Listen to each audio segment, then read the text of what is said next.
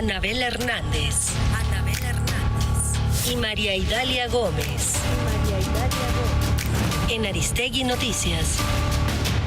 El viernes pasado tuvimos aquí un desperfecto tremendo, terrible, que nos impidió que la mesa con Anabel y con Maridalia corriera como debería. No estaba escuchando a Anabel, a Maridalia, y pues eso no funcionaba porque se estaban abordando temas muy importantes. Y bueno, pues el caso fue que no logramos tener la conversación como se debería haber tenido desde el viernes. Y dado lo catastrófico que pasó el viernes, les propusimos a las dos regresar el día de hoy para retomar el hilo y poder escucharlas pues con la claridad necesaria de lo que se estaba planteando en ese momento de la transmisión. Gracias, Maridalia, por estar aquí. Bienvenida y buenos días. Al contrario, Carmen, muy buenos días. No he saludado a Anabel. Muy buenos días, Anabel, y a todas. Anabel Hernández, muchísimas gracias por estar aquí y de nuevo una disculpa a las dos, al público primero y a ustedes dos. Bienvenida, Anabel. Querida Carmen, muy buenos días y buenos días al auditorio. Buenos días a las dos, gracias por estar aquí. Te propongo, Anabel, si te parece, retomar el hilo de aquella conversación, de este momento que se está viviendo en México, donde el factor Estados Unidos e informaciones diversas pues llegaron a un punto de discusión entre ustedes dos. Estamos frente a una serie de situaciones que involucran a el crimen organizado, los procesos abiertos en Estados Unidos contra figuras relevantísimas del cártel de Sinaloa. En fin, si te parece, Anabel, retomemos el hilo de la conversación. A ver, sí, Carmen. Para mí era importante poder hacer algunos apuntes, algunas precisiones sobre comentarios que hizo la colega Maridalia el viernes, que por desgracia no pude escuchar porque no escuchaba nada. Y bueno, después escuché algunos comentarios de mis editores y es por eso que yo te había pedido como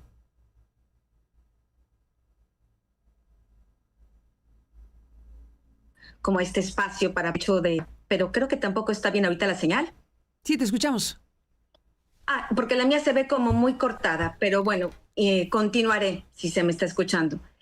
Entonces, escuché sí, claro que ya, gracias a que Porfirio Patiño me mandó el audio de Maridalia de la última parte, dijéramos, del segmento, pues donde hace comentarios sobre mis libros y lo que le parece bien o lo que le parece mal, o lo que piensa que ha estado comprobado o no. Bueno, yo respeto la opinión de Maridalia. Ciertamente no estoy buscando su aval, no me va a quitar el sueño, ni tampoco la del presidente de la República, López Obrador, ni la de Claudia Sheinbaum, ni la de los miles de morenistas, ni nada. La verdad es que yo hago este periodismo de investigación muy riguroso, que ha sido reconocido mundialmente, no solo con diferentes premios que, por cierto, no he buscado, sino que se me han otorgado sin siquiera yo pedirlo. No creo que el periodismo necesite de premios para ser legitimado.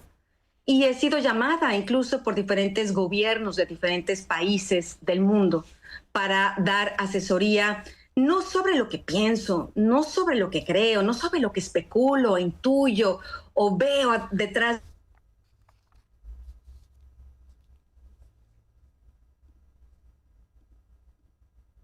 micrófono, sino lo hago, me pides por lo que conozco.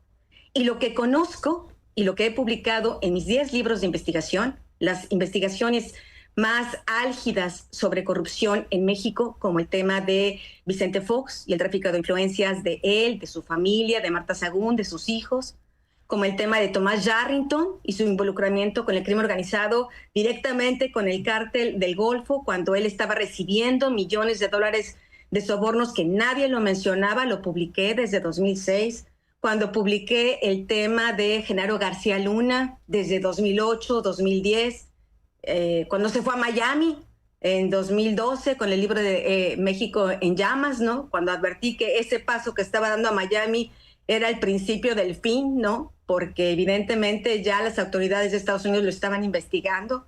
Cuando pude saber de sus sobornos, cuando pude saber de su corrupción y otros volteaban hacia otro lado o se hacían los que no entendían o que, bueno, yo no creo, no pienso, ¿no? Como una especulación sin que ningún periodista en ese momento dijera, bueno, yo hice mi investigación y tengo otra información que hubiera sido absolutamente válido, ¿no? Pero cuando se contrastan las investigaciones con investigaciones es una cosa.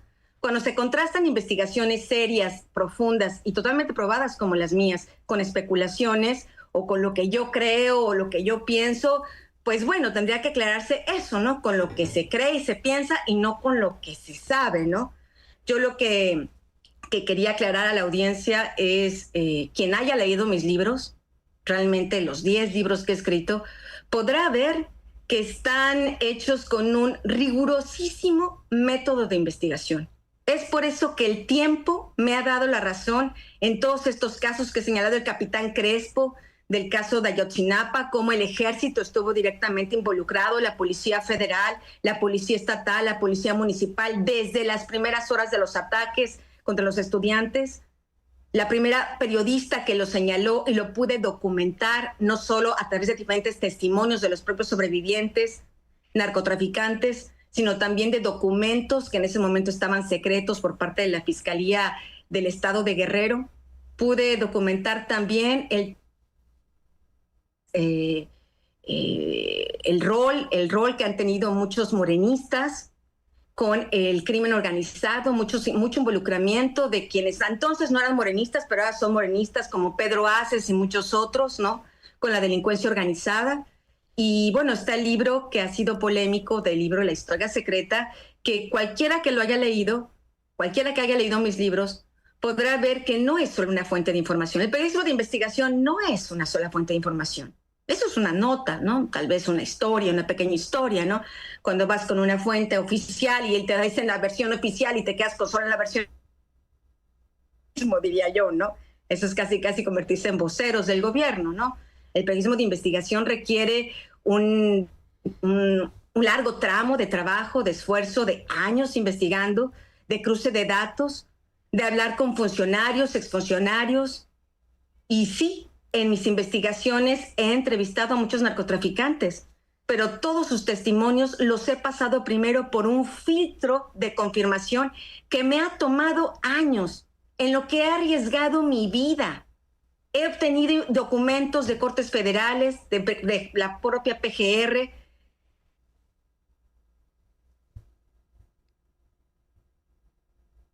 Por ejemplo, para el caso de La Historia Secreta, directamente de la historia. Entonces, eso es lo que avalan mis libros y por eso este tema de Ovidio, hoy en una corte federal de Estados Unidos, declarándose culpable, pues abre realmente una nueva puerta, así como en el caso de García Luna, se abrió una puerta cuando diferentes testigos de fiscalías, las fiscalías de Estados Unidos, hay que entenderlo, tal vez no sea fácil, hay que estar ahí, hay que hablar con los fiscales, hay que estar cubriendo los juicios, ¿no? Yo he cubierto varios procesos judiciales y juicios, porque no son lo mismo, una cosa es el proceso judicial y otra cosa es el juicio, donde hay un jurado, etcétera, etcétera, y para conocer exactamente cómo es el proceso, ¿no? Y cómo cuando un testigo es sentado, un testigo de la fiscalía, sea narco, sea policía, sea un agente del FBI, porque en los juicios de los procesos judiciales, por ejemplo, más importantes que ha habido en los últimos tiempos respecto a México en Estados Unidos, pues hay de todo. Hay funcionarios, exfuncionarios, hay funcionarios de Estados Unidos, exfuncionarios de Estados Unidos, hay narcotraficantes, hay peritos, hay un bagaje enorme de personas para que un testimonio, que es lo mismo que hago yo, un testimonio de alguien, sea funcionario público, o sea narcotraficante, o sea incluso a veces una víctima, como en el caso de los estudiantes, incluso los estudiantes de Ayotzinapa, yo leí sus primeros testimonios, tuve acceso a ellos testificaron desde la madrugada del 27 de septiembre, están ahí los documentos, pero independientemente de eso, yo hablé con ellos, los entrevisté, los contrasté el testimonio de A, B, C, D, E, para saber si también lo que los propios estudiantes que esa noche secuestraron autobuses, estaban diciendo la verdad o no. Entonces incluso hay que contrastar a veces los propios testimonios de las víctimas, los documentos, verificar su origen, verificar si son auténticos. Cuando uno habla con agentes del gobierno de Estados Unidos, incluso con fiscales, yo he hablado con fiscales, colaboración en algunos casos de Estados Unidos, como en el caso de Genaro García Luna. Y bueno, incluso en estos casos hay que dudar. Yo dudo todo el tiempo. Y después de dudar y cruzo la información, uno no puede estar pensando, bueno, es que esto es increíble o esto nunca había pasado. Uno como periodista de investigación, sobre todo, tiene que estar abierto a todas estas posibilidades terribles que son realidad, cómo el cártel de Sinaloa se ha comprado a diferentes presidentes de la República, no solo en México desde hace varios sexenios, sino en América Latina. Está el caso de Orlando Hernández, que ya fue juzgado, el expresidente de Honduras. Está el caso hoy de Gustavo Petro, de Colombia, que hoy incluso ayer estaba viendo en Univisión el abogado de unos de los narcotraficantes acusados, pues fue ahí como tanteando el terreno de lo que podría decir su cliente, que lo que diga el cliente no importará gran cosa si la fiscalía no puede cruzarlo con otros testimonios, si no puede cruzarlo con otra información. Entonces es importante estar entendiendo cómo sí, es triste, es lamentable, es patético. A nadie le gustaría que esto estuviera pasando, ni en México, ni en otras partes del mundo, pero el cártel de Sinaloa se ha comprado gobiernos enteros, Carmen. Y por desgracia, esto ha pasado en diferentes momentos en México, donde han pagado campañas presidenciales, donde han sobornado a funcionarios de muy alto nivel. Maridalia Gómez, ¿qué tendrías que decir al respecto? Ahora sí se me escucha bien y Ahora todo. sí. Sí. Gracias, Carmen. Perdón a ambas y perdón a la audiencia. Digo, no sé exactamente a qué se está refiriendo Anabel. Agradezco la revisión de su trayectoria. La conozco, nos conocimos en Reforma, en la fundación de Reforma, y ella conoce la mía y creo que no hay más allá de eso. Yo me refería, y he hablado, y siempre he hablado, sobre los casos y hechos en contexto. Y refería específicamente sobre el abogado Lichtman, y quiero regresar a eso específico. En mi trayectoria, también he visto cómo, cuando he cubierto juicios en México y en Estados Unidos, en Argentina, en Guatemala, en El Salvador y en varios países, que los delincuentes no necesariamente dicen la verdad, o no dicen toda la verdad. Y a eso me refería. Y que en el sistema jurídico norteamericano, si bien no podemos hablar de juicio tal cual, pero sí lo habrá, para el hijo de Guzmán Loera, está a prueba cuántos beneficios recibe. Y eso no termina hoy, no está sellado con una firma y que no se va a mover. Esto va a estar a prueba mientras le sea útil el testimonio de este personaje y de todos los que necesiten. De eso dependerá si le dan una sentencia de 20 años, pero que se reduce a 10 o a 8 o a 7, o en qué prisiones se da. Y cuando me refiero que no he visto que los delincuentes aquellos sentenciados digan verdad sobre todo lo que hacen, o digan medias verdades, o mentiras absolutas, es el juego, incluso hasta de los políticos, vamos, pero es el juego en un juicio. ¿Con qué elementos se tienen para meter anclas y anzuelos para poder ganar? Y sobre todo en los juicios de Estados Unidos. Yo tomé un curso en el gobierno de Estados Unidos, el que me llevó más de 2 meses en el sistema jurídico norteamericano, y lo conozco. Entonces sé perfectamente cómo los abogados, ellos hacen estrategias que no solo están dentro de los juicios, sino también fuera de los juicios. Y me refería única y exclusivamente a las declaraciones públicas de este hombre. Y también me refería a qué tanto el ancla en el juicio de Guzmán Loera sobre el dinero que llegó a la campaña, realmente tiene Estados Unidos probado cómo llegó y de qué forma se distribuyó, o si solo llegó al señor Gabriel Regino. ¿Y cómo llegó? ¿No? Porque ellos van utilizando estratégica y tácticamente las declaraciones, las pruebas, para que, una palabra de abogados, que también utiliza mucho Anabel, de forma concatenada puedan presentar el caso, que no es igual en México. ¿Sea falso? No, creo que no. También dije que la que no tenía que contestar era la presidenta.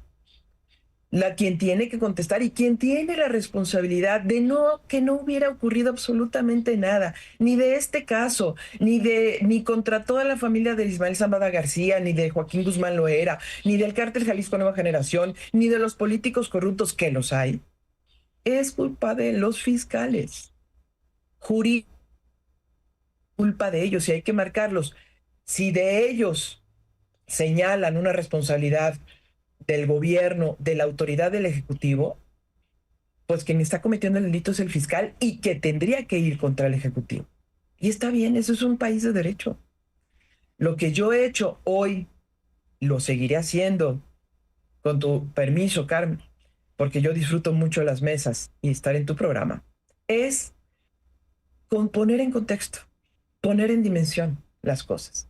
Precisamente porque me he dedicado a estudiar desde la seguridad nacional. Y soy una estudiosa, no soy una especialista. Hay grandes especialistas. Y seguiré estudiando. Y por eso me asesoro y consulto. Y reporteo también. Y lo hago, como lo hace Anabel. Entonces, aquí lo más importante es que lo que dice un abogado, que no creo tenga toda la verdad absoluta, sino lo que quiere y le sirve y le funciona para el caso. No así los abogados de México, del cártel de Sinaloa. Hay abogados que solo defienden y hay abogados que pertenecen a la organización, que son niveles distintos. En el caso de Lisman, está jugando una estrategia que es para su cliente, quien le contrató, y eso no debemos olvidarlo. No debemos olvidarlo y no debemos olvidar en el contexto en el que estamos.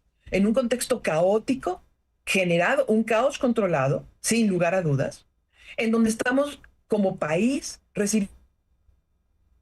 Y que un abogado como Lisman, ya lo vimos el fin de semana con el tema de aeroportuario, y lo veremos con el tema económico, y lo veremos con toda oportunidad que se dé, porque sí, en efecto, en México hay mucha corrupción. Hay muchos partidos corruptos, hay muchos funcionarios corruptos y es tiempo de limpiarlos. Y va a aprovechar Estados Unidos todas esas rendijas y todas esas puertas que se puedan abrir. Porque tiene una estrategia. Y me preocupa mucho porque, y en este contexto lo está ocupando el abogado no hay que olvidarlo, de narcotraficantes que han matado y que han provocado muertes de personas en México y de funcionarios públicos también honestos, como soldados que se enfrentan con ellos, por ejemplo, o policías. Bueno, está aprovechando ese contexto. Un contexto en donde Donald Trump ocupó un día para presentar una ley y donde en su declaración desde la Casa Oval, con todo ese peso que representa, dijo que no van a permitir que México siga sin hacer nada. En ese contexto, estoy haciendo eso y me alegra mucho poder seguir haciéndolo desde una visión de seguridad nacional. Eso es todo, Carmen. Anabel, ¿algo que decir? Y yo creo que ahí falta información y ha sido muy pública respecto a los orígenes de la información sobre el financiamiento a la campaña presidencial de López Obrador.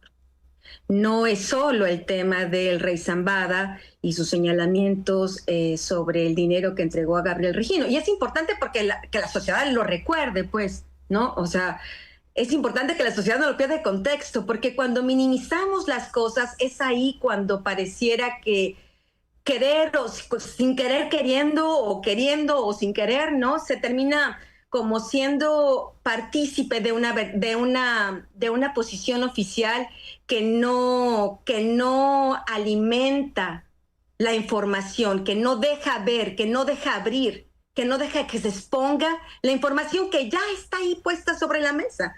Más allá de mis propias investigaciones, están las declaraciones del rey Zambada, está la investigación que hizo el gobierno de Estados Unidos en 2010 y 2011 sobre el financiamiento a la campaña de López Obrador. Yo tengo el expediente, Inside the Crime tuvo el expediente, ProPublica tuvo el expediente, los tres publicamos prácticamente de manera simultánea, donde hay incluso lo del rey Zambada es una suma más, una pieza más del rompecabezas, porque al final de cuentas eso es el periodismo de investigación. Una serie de rompecabezas donde uno forza para quitarlo, decir, esto no importa, esto no es sustancial. Se sabe la sustancialidad de la importancia de la información que uno va obteniendo en las investigaciones de largo aliento cuando uno va viendo las piezas. Por eso uno tiene que esperar tiempo. No, hay cosas que no se pueden publicar en automático cuando uno inmediatamente las recibe. Uno tiene que esperar cuál es el valor de esta prueba, con qué se concatena, en qué parte se pone. Y bueno, el testimonio del Mayo Zambada se concatena perfectamente y se pone en este otro contexto mucho más grande, mucho más documentado, donde el propio gobierno de Estados Unidos no solo habla con un narcotraficante, habló con 4, y después habla con los propios miembros del equipo, como Mauricio Soto Caballero, del equipo de Andrés Manuel López Obrador, ya habló con otros, y se fueron concatenando las informaciones. Entonces, a esas informaciones después yo continué investigando, y yo sí puedo hablar de lo que conozco. Entiendo que nadie puede hablar de lo que no conoce, y es responsable hacerlo de este modo, no hablar de lo que no se conoce, pero yo sí puedo hablar de lo que conozco porque hice la investigación, con esa metodología que ya expliqué, y entonces hay de nueva cuenta elementos sustanciales, elementos sustanciales, testimonios, documentos que hablan de financiamientos en el 2012, del 2018, de la campaña, por ejemplo, de Rubén Rocha Moya en el 2021, no son, o cuando la gente piensa, son especulaciones, esto hay que dejarlo al lado porque no importa, no importa. Y hay información y pruebas específicas al respecto. Entonces creo que es importante poner esto en contexto, porque si no, no se entiende lo que pasa. Imagínate, Carmen, todavía hay, y había en la sala del juicio contra García Luna, no estaba Maridalia, pero había muchos otros periodistas, ¿no? Donde todavía insistían, no, es que es inocente, es inocente. Hay quienes siguen diciendo que es inocente. Sus cómplices siguen diciendo que es inocente. Y ya es una cosa juzgada. ¿Importaba solo la declaración que pudieran dar los narcotraficantes que le pagaron dinero? No. Importaba también toda la información patrimonial,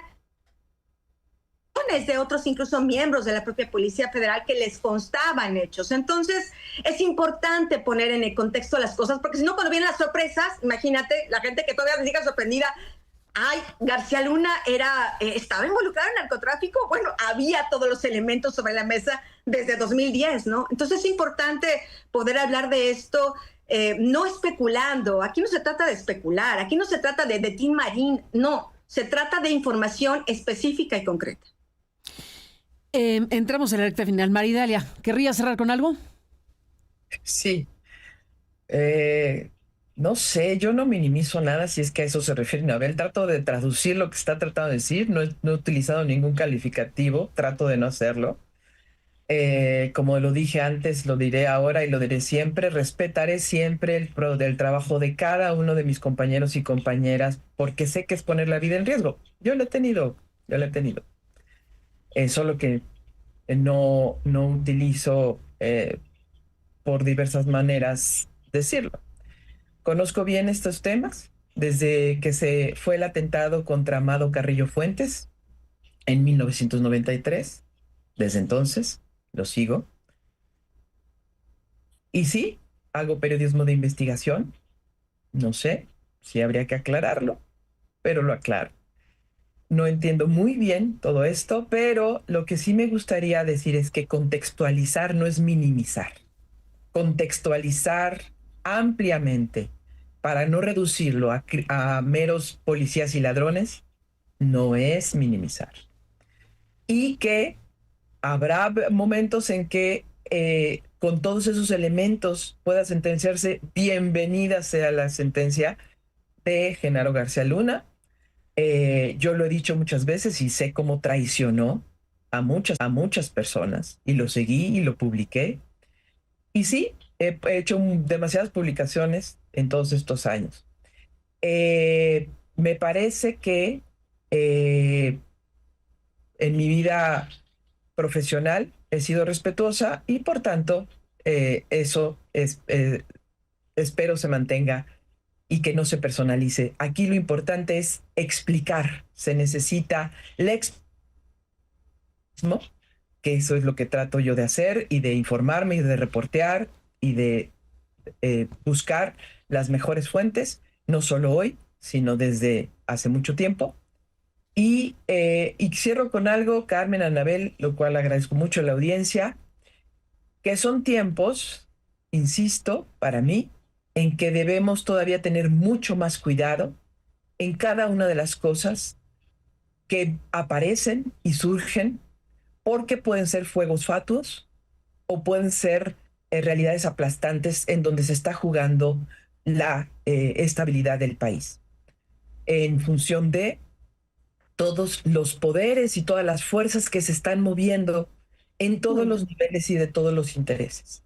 Y esto no tiene que decir, no estoy diciendo, Anabel, que tú lo seas, para nada, por favor, que no se vaya a interpretar. Estoy diciendo que los hechos o lo que aparece, lo que surge, puede ser fuegos fatuos o puede ser realidad aplastante que puede desestabilizar un país o no.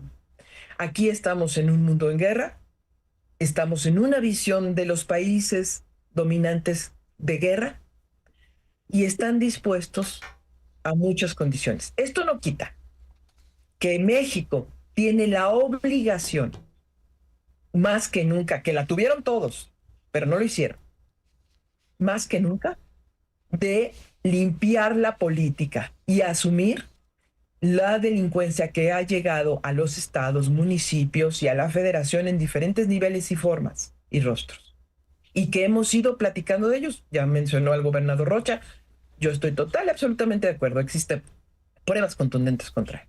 Y ahora se está juzgando al exgobernador de Tabasco, Adán Augusto, y si no, por lo menos hay una visión, por lo menos moral, que le obligaría ya a renunciar. Pero bueno, más allá de eso, son tiempos, sí, para analizar con un contexto mucho más amplio, no de policías y ladrones. Aprecio mucho, yo nunca especularé, ni tampoco acusaré a nadie de especulación. Agradezco mucho este foro, Carmen, lo aprecio muchísimo, lo respeto muchísimo y sobre todo pienso que explicar sin personalizar es lo más importante.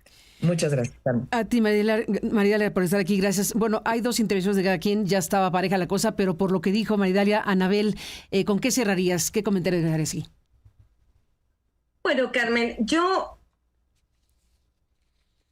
mi postura sobre el periodismo de investigación, conociendo tantos casos ejemplares que hay en México, por supuesto, ¿no?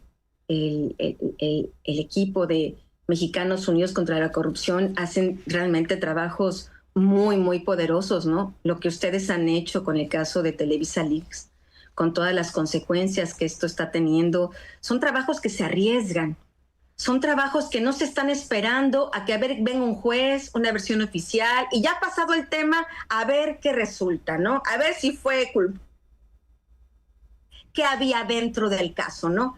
Creo que los periodistas, efectivamente, el periodismo de investigación no está para juzgar, está para poner los elementos sobre la mesa, todos los elementos, y que así la sociedad pueda conocer las verdades incómodas en tiempo, en el mayor tiempo real posible, Carmen. Es la única manera de poder, de una u otra manera, influir a través de la verdad a que las cosas no se terminen saneando 10, 20, 30, 40 años o nunca, ¿no? Y creo que esa es la gran fuerza del periodismo de investigación.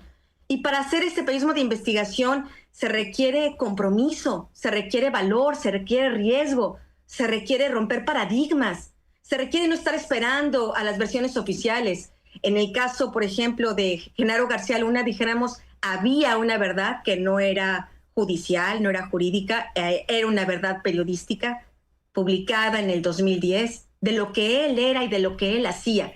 Textualmente, punto por punto, esa verdad fue, ahora sí, enjuiciada y decretada la culpabilidad. A eso me refiero. Ojalá en ese 2010 alguien en México hubiera puesto atención y hubiera detenido a ese funcionario, me refiero al menos detenido sus actitudes y sus acciones corruptas de él y de todo su equipo, y entonces probablemente México podría ser distinto. O en el caso de Tomás Yarrington, o en el caso de Marta Según y Vicente Fox, en el caso del caso Ayotzinapa, cuando todas estas torturas no fueron denunciadas en tiempo y forma a través de documentos que obtuve. Ojalá en ese momento se hubiera detenido. Entonces, creo en este periodismo en tiempo y forma. Entre más periodismo podamos hacer en tiempo real, con los tiempos, por supuesto, que se requiere para corroboración, pero en el tiempo histórico donde están ocurriendo los hechos, es mucho más valioso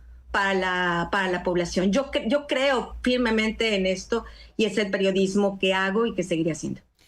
Para estar parejos, cerrarías, María Idalia, y aquí cerramos. Carmen, yo aprecio mucho el espacio, de verdad lo respeto, te conozco hace más de 20 años, ha sido un placer siempre trabajar contigo. Este espacio es transparente, es comprometido, de un ejercicio periodístico de los pocos que existen, en los que más se necesita de un periodismo de altura, y yo me siento feliz de estar aquí y de pertenecer a este equipo, y lo honro cada viernes, hoy lunes, practicado en 32 años de ejercicio periodístico. Entonces, ahí está. Pues a las dos, gracias, María Idalia Gómez, Anabel Hernández, seguiremos hablando, si me lo permiten, y hasta la próxima. Gracias por estar aquí. Saludos, gracias. Saludos a las dos, gracias por estar aquí esta mañana y volvemos con más después de este resumen de noticias. Anabel Hernández. Y María Idalia Gómez. En Aristegui Noticias.